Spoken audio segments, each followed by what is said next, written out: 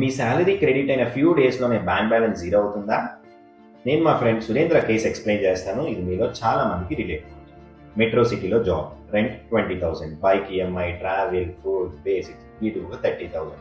అలాగే తను ఫిక్స్డ్‌గా తన పేరెంట్స్‌కి ఒక అమౌంట్ అనేది సెండ్ చేస్తుంటాడు.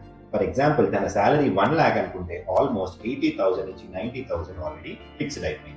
అండ్ తన ఫ్రెండ్స్ లైఫ్ స్టైల్ చూసి షాపింగ్, డైనింగ్, ట్రావెల్ తన ఎఫర్ట్ చేయలేకపోయినా కూడా క్రెడిట్ కార్డ్ ఉంది అనే ధైర్యంతో స్వైప్ చేయడం స్టార్ట్ చేశాడు. కానీ ఇప్పుడు స్ట్రగుల్ అవుతున్నాడు. సో ఇందులో ఫ్యాక్ట్ ఏంటి అంటే క్రెడిట్ కార్డ్ ఆర్ లోన్ అనేది ఎక్స్ట్రా ఇన్కమ్ కాదు. మీకు తెలియకుండానే మీ ఫ్యూచర్ సాలరీని ఇప్పుడే యూస్ చేయడం స్టార్ట్ చేస్తాను. సో ఇలాంటి సిచ్యువేషన్స్ ని అవాయిడ్ చేయడానికి నేను 3 రూల్స్ ని సజెస్ట్ చేస్తాను. రూల్ నెంబర్ 1, అన్నెసెసరీ ఎక్స్పెన్సెస్ ని అవాయిడ్ చేయండి. అండ్ అలాగే మీ సాలరీలో 20% నుంచి 30% మాత్రమే మీరు క్రెడిట్ కార్డ్ యూస్ చేసుకునేటట్టు లిమిట్ అనేది సెట్ చేసుకోండి.